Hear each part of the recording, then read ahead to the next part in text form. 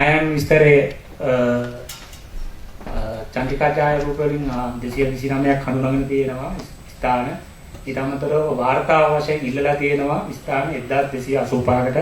මේ 1285 දෙනට ඉදිරිපත් කළ තියෙන ඉන්දියාවට ඒ ඉන්දියාවේ මහත්මයා සම්බන්ධව විස්තර ඉදිරිපත් කළා. දීප්තාසනි කුණාටුවත් එක්ක දිස්ත්‍රික්කය විශාල වශයෙන් ආපදාවට ලක් වුණා.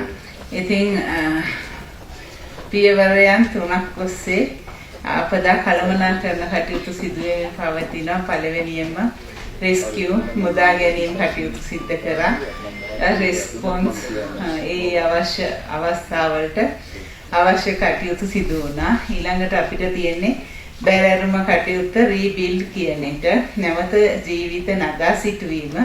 ඒ වගේම දැන් අපි මේ මොහොතට අදාළ මූලික ක්‍රියාමාර්ග ඉතාමත් පරදායි ලෙස අපි ඔක්කොම ඒකාබද්ධ වෙලා කරපු නිසා අනිකුත් දිස්ත්‍රික් වලට සාපේක්ෂව ඉක්මනින් අපිට යථා තත්ත්වයට යම් මට්ටමකටපත් වෙන්න පුළුවන්කම ලැබුණා. ඒකෙදී එක එක ආයතනයක් නෙමෙයි ඔක්කොම ආයතන එක හා සමාන විදිහට බරතැබීමක් කරමින් ප්‍රමුඛතාව හදාගනිමින් වැඩ කරමු නිසා තමයි අපි එතෙන්ට ලං වුණේ.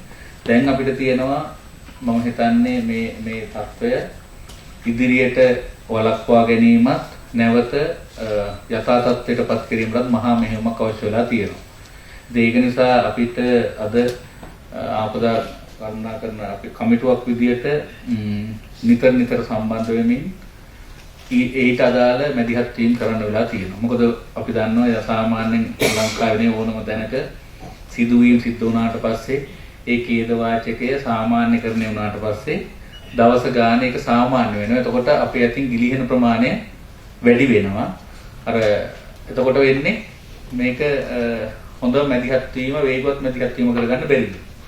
ඒ නිසා අපි කල්පනා කරනවා අඩුම ගානේ සතියකට දෙතුන් වතාවක්වත් අපි පහසු ක්‍රමයක් මගින් සම්බන්ධ වෙමින් ජනතාවගේ මේ වෙලාවේ මුහුණ දීලා තියෙන ප්‍රශ්න ඒසිටිසක් දක්වා එකින් එක සාකච්ඡා කරමින් ඊට අදාළ සැබෑ විසඳුම් හොයන්න. හේතුව තමයි දැනටත් අපි හිතනවා දිස්ත්‍රික්කයේ පැත්තෙන් ගත්තොත් දිස්ත්‍රික්කයේ අපි යම් වැඩ කොටසක් සාධනීය ලෙස කරාට එතනින් එහාට බිම දක්වා යද්දී පහළම ග්‍රාම නිලධාරී මට්ටමේ යම් කාර්යයක් සිදු වුණා යම් වැඩ වුණාට ඒක හොඳම එක බවට පත් වෙනවද කියන කතාව බිමට ගියාම තියෙනවා. එතකොට අපි වැඩ කරන්නේ මිනිස්සු එක්කනේ. මිනිස්සුන්ගේ එක ස්වරූපයන් තියෙනවා, වැඩ කරන රිද්මයන් තියෙනවා. එතකොට එයාලගේ දැනුම, එයාලා මේකට දක්වන ආකල්පමය ඒවා මේ සියල්ලම බලපානවා තමන්ගේ මූලික ඒකක වෙලා තියෙන ග්‍රාම සේවා වසමේ ජනතා මොන්දෙල් ප්‍රශ්න බේර ගන්න. එතකොට අන්න ඒකෙදි අපිට මම හිතනවා ඕනම කෙනෙකුට දරුවෙකුට උනත් අපි කාට උනත් ආයතනයක උනත් දේශපාලන වශයෙන් ගත්තත් අපිට හොඳම හොයා බැලීම, හොඳම විපරම පසුපස අපිව මෙහෙවමින් යන එක ඇතුළෙම තමයි අපිට හොඳ ගමනක් යන්න පුළුවන් වෙන්නේ. අපි හිතනවා එහෙම නැත්තම් ඒක වෙන්නේ නැහැ. ඒ නිසා අපිට ගත්තොත් ජනාධිපතිතුමාගේ පැත්තෙන් ගත්තොත් රටේ නායකයෙක් විදිහට තමන්ගේ සීමාව හරියට ලකුණු කරගෙන තියෙනවා. ජාතික තලයේ, ජාත්‍යන්තර තලයේ වගේම බිමේ ග්‍රාම සේවා වසම දක්වාම අපිට අදාළ වගකීම් ඇතුළේ බිමටම යොදවනවා, මෙහෙයවනවා. එතකොට මේ ආයතන ගත්තත් උඩ තලයේ ඉතා හොඳ සැලසුම් හදමින් ක්‍රියාත්මක කරත් බිමට යනකොට බින්ගත මට්ටමේදී සමහර දේවල් ගිලිහෙන්න පුළුවන්. ඒක තමයි ස්වરૂපය. ඒක ආයෙ වළක්වන්න පුළුවන් වෙන්නෙම නැවත අපි සංවිධානය වෙලා කතා බහ කරලා බිම දක්වාම සොයා බැලීම් වලින්. ඒ නිසා මම හිතනවා දැන් ජනතාව මූලික සිගත විශාල තාමත් පීඩනයක ඉන්නවා. ඒ කියන්නේ තෘප්තිමත් වෙන තැනක නෙමෙයි. ඒ කියන්නේ මිනිස්සු කොහොමද තෘප්තිමත් කරන්න බෑ කවදාවත්.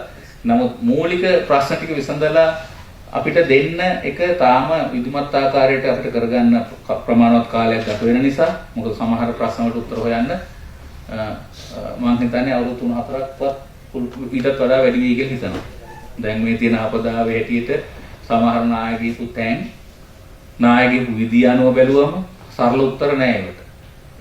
NBR එකට සීමාවේ රිපෝට් එකක් දුන්නට ඒ ගොඩනගන පැත්තට දාලා දේවල් කරන්න ලංකාවේ අපේ ඉන්න ශේත්‍රයට ප්‍රමාණවත් මදි.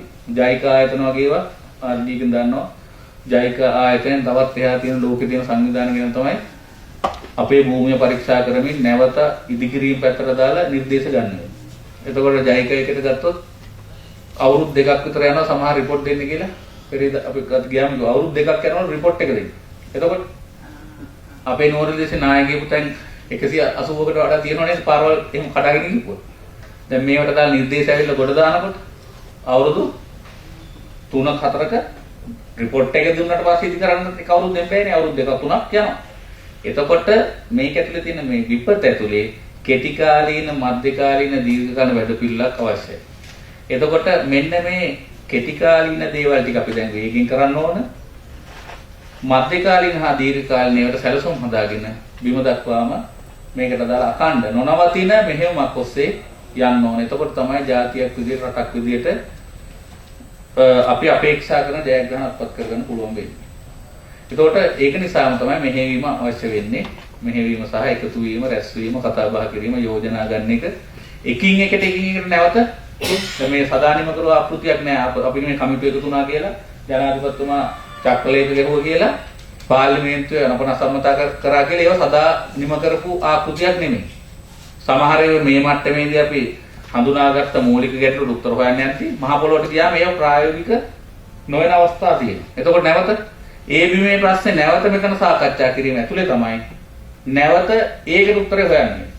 ඒ නිසා නැත්තම් එක චක්‍රලේඛකින්, එක නීතියකින්, එක අනුපාතකකින්, එක පාර්ලිමේන්තුවේ කතාව එකකින් විතරක් මේක බේරන්න භාවිතයට යද්දි තමයි දහසක් ගැටලු මතුවෙන්නේ. ඒව නිවැරදි කරන්න නැවත සාකච්ඡා කරලා උඩතලයක බිම් මට්ටමේ ඉඳලා යෝජනා අදහස් අරන් යන්න වෙනවා. ඒක සාකච්ඡා කරන්න වෙනවා. ඉතින් මම හිතන්නේ ඔන්න ඔය සංකීර්ණ රටේ තියෙන වටපිටාව නිසි පරිදි කළමනාකරණය කරගන්න දාලා මේ ශේත්‍ර වලින් ප්‍රාමාණික බුද්ධිමතුන් මෙතන ඉන්නේ. කවුරුවත් සාමාන්‍ය මිනිස්සු නෑ මෙතන. නිදහස් අධ්‍යාපනයේ උපරිම ප්‍රතිඵල ලබාගෙන දැනුම හැකියාවන් යොදාගෙන නිශ්චිත වගකීම් සහගත කාර්යභාරයක යෙදෙන අය ඒ ශේත්‍රවල. ඒතර මේ ඔක්කොම එකතු කරාම තමයි අපේ දිස්ත්‍රික්කයේ කියන හැඩය හැදෙන්නේ. එතකොට ඒකේ තියෙන අඩුපාඩු මේ දිස්ත්‍රික්කයේ යම් ශේත්‍රවල අඩුපාඩු තියෙනවා නම් ඒවා හදාගන්නත් ජාතික මට්ටමේ එකතු කර ගැනීම ටික කරන්න වෙන්නේ අපේ හැඩයට අනුව. ඒතකොට අපි මෙතනින් බලන්න ඕන එකතු වෙලා අපේ ස්වරූපය දැන් මේකට උත්තර දෙන්න තියෙන ස්වරූපය. ඒතකොට අන්න අපිට සම්බන්ධ කරගන්න පුළුවන් ජනාධිපතිතුමා, අමාත්‍යාංශ නැත්නම් ජාත්‍යන්තර සම්බන්ධතා, ස්වේච්ඡා සංවිධාන මොනවද අපි මේ වැඩේට ගොඩ දාගන්න උදව් කරගන්න කියන එකත් අපිට එතකොට මේ න්‍යායපත්‍ය ඇතුළේම කතා කරගැනීමේ හැකියාවක් තියෙනවා. ඒ නිසා පළවෙනියටම අපි මූණ දුන්නු බිහිසුණු ස්වාභාවික ව්‍යසනයට අපි තනි පුජ්‍යලයන් ලෙසත් ආයතන ලෙසත් සාර්ථක මූණ දුන්නා. දිවාරණ බලා වැඩ කරා.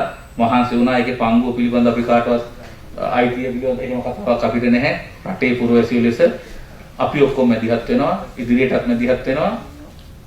අපිට සතුටක් තියෙන්නේ ජනතාව වේගයෙන් මේ විපත ඇතුලේ අපිට වඩා පස්සෙන් කල්පනා කරන, පස්සෙන් හිතන ඒ අයට නායකත්ව දෙන පුරවැසියෝ විදියට අපි සතුටු වෙනවා. මෙන්න මේක ඉතා අඩු කාලෙකින් අපිට බේරලා දෙන්න පුළුවන් නම් මිනිසුන්ට බලපාන අපිට ගොඩාක් සතුටු වෙන්න පුළුවන්. මම හිතනවා ඒ සතුට අපිට වැඩි කල නොගිල ලබා දෙන්න පුළුවන් වෙයි.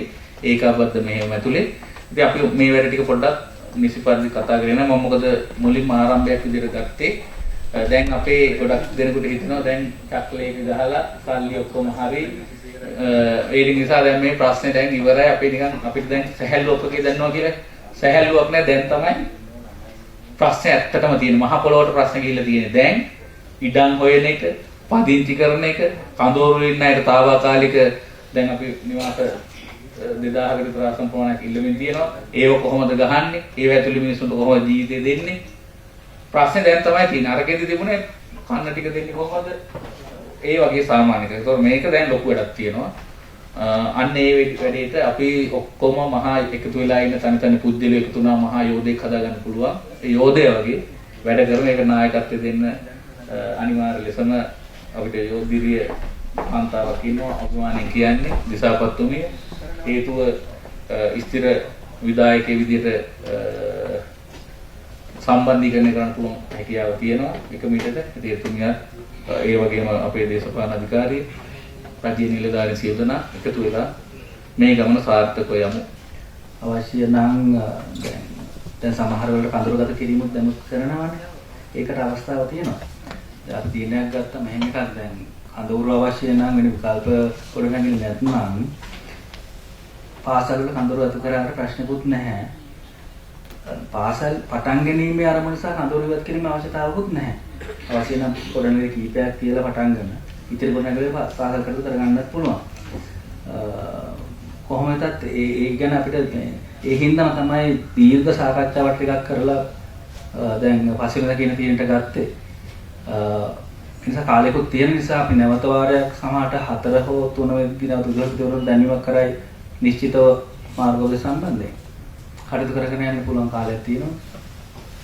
මට ප්‍රාදේශීය ලේකම් කොට්ටාශ මට්ටමින් තියෙන පාසල් ටික මේ දැන් කඳවුරු වලින් ඉවත් කරන්න අපි බලමු පුළුවන් තරම් උත්සාහ කරලා ඒ පාසල් වල ඉන්න කට්ටියව ඕනනම් වෙන පොදු ස්ථානයකට ප්‍රජාශාලාවට එහෙම නැත්නම් අපිට අර ගෙයක් වගේ තියෙන හත් තියෙනවා. ඒ වගේ අවශ්‍යතාවය කියන්නේ ඊයේ පෙරේදත් මතුරට හඟුරන් කෙතේ පැත්තට කොත්මලේට ඇරියා. එහෙම අවශ්‍යතාවය කියන්නේ අපි ඒව ගෙනලා දෙන්න. එතන පොදු මේ කැම්ප් එකක් විදිහට ටොයිලට් ටෙම්පරරි ටොයිලට් සුද් දෙනවා කිව්වා. පොළොන්නරුවේ ටික ගෙන්න ගන්න අපි ආමියකින් ඉල්ලුවානේ. ලොරියක් ඉල්ලුවා. ඉතින් එහෙම ගෙනල්ලා ඒ තැන් වල මේ තියලා එහෙම දැන් ඒ කියන්නේ මතම ඔය සමහර ඉතුරු වෙන ඒවා ටික දීර්ඝ කාලයක්ම ගෙවල් හදනකම් තියන්නත් සිද්ධ වෙන ඒවා වෙයි. අපිට මෙහෙමත් අපි සාකච්ඡා කළා ගරු අග්‍රාමාත්‍ය ප්‍රධානත්වයෙන් සාකච්ඡා දෙකක් ගත UNICEF එකත් එක්ක. එතකොට මේ පාසල් වලින් ඉවත් කරගන්න කියන්නේ පාසල් ගොඩනැගිලි වලට වෙනම තාවකාලික ගොඩනැගිලි වගේ ප්‍රමාණයක්. එතකොට ඒ කට්ටිය සැලසුම් කරලා තියෙනවා එහෙමනොත් එහෙම ඒ තාවකාලික ගොඩනැගිල්ල හදනවා නෙමෙයි නිකන් ටෙන්ට් එකක් වගේ නිකන් ඒ විදිහ ටිකක් මේ ලොකු එකක්. එතකොට එහෙමත් ඒකට ගෙනියන්නත් පුළුවන් කමක් තියෙනවා. අපිට කොහොමද අපේ ඉලක්කය 5 වෙනිදා ඉස්කෝල පටන් ගන්න ඕන කියන එක. ඒකට අදාළ විකල්ප ගොඩාක් ආණ්ඩුව පැත්තෙන් තෝරමින් ඉන්නවා. අපිට විකල්ප දැන් තව ඕන තරම් තියෙනවා නේ. දැන් වතු වල සමර්ථයේ පැත්තේ තියෙන්න පුළුවන් කඳුනේ. එතකොට අර මොකද සමාජයේ යථා තත්ත්වයට පත් කරන්න මේ අර්බුදයේ ඇතුලේ ගොඩ එන්න තියෙන හොඳම එක තමයි අධ්‍යාපන ක්‍රියාවලිය ආරම්භ කරන එක. එතකොට නැවත අපේ කොහේ තැනක කඳවුරක් ඇතුලේ ළමයි ඉරලා යන මූලික එතකොට නැවත අපෝ මේ මානසිකත්වය තමයි අපිට තියෙන දැන් උනත් ගත්තොත් අපිට පළවෙනි දවස් දෙක බැලුවා ඉස්කෝල පටන් අරන් පටන් ගත්තට ළමයි ඉස්කෝල ප්‍රමාණය ගොඩක් අඩුයි. එතකොට එයාලා ඉන්නේ තාම මේ මානසිකත්වයේ කඳවුරු අරගෙන තියෙනතර අපිට ක්‍රියාවලිය පවත්වා යන්නත් බෑ. කොටසකට පොඩි කොටසකට අධ්‍යාපනය දෙනවා. කොටසක් තාම සමාජයේ ස්ථාවර නොවි බිඳ වැටලා ඉන්නවා. ඒක නිසා ඒක වෙනස් කරගන්න අපි අතෙන්ට යන්න ඕන. බැරිම එකක් වුණොත් අපි උපරිම බලමු. නැත්නම් සියලු විකල්ප ක්‍රම පාවිච්චි කරලා ඉස්කෝල 5 වෙනිදා පටන් ගන්න දාලා සැලසුම් ඇතුලේ පැටි කරන් යමු.